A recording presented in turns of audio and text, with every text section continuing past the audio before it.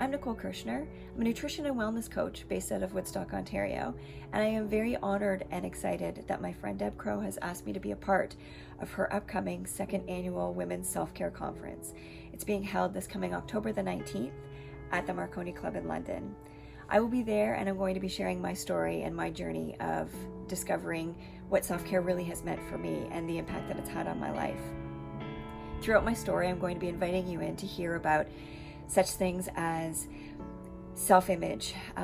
body image from a young age, and how that can really impact and shape your mindset of who you are, who you think you should be, and sort of where you want to be in this world, or where you think you need to be in this world, which I think is a really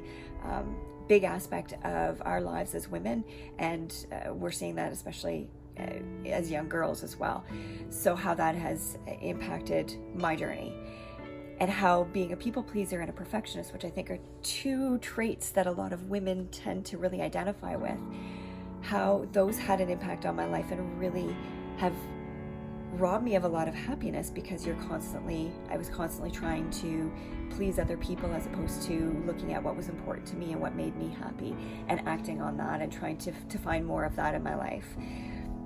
Along with that body image and being a people pleaser and sort of where I needed to be as a person, I'm sure many people can relate to the thought of feeling like you needed to look a certain way and be a certain way. So a lot of us are subject to being on that diet merry-go-round where we're always trying the latest thing and trying to look a certain way and go to sometimes some extremes to do so, which I certainly have experienced over my time, and I will share with you in my story as well. But how also stopping and getting off that diet merry-go-round and finally taking a different approach by taking small and consistent actionable steps had actually led me to be the fittest, healthiest I've ever been, both physically and emotionally, and the impact that has had on me and what I needed that for in my life, and how that served me very, very well. But the most important takeaway that I would like to share with you is the necessity for us, especially as women, to learn how to put our own oxygen mask on, to learn how to take care of ourselves in a way that is meaningful, that's going to fill us up and allow us to become better wives, mothers, daughters, co-workers, friends, all the things, all the roles that we play in our lives, so that we can do better for other people. Because when we're trying to pull from a depleted well, we just can't do things effectively. And I know that there's women out there that understand that feeling and feel that every day. And so learning to put ourselves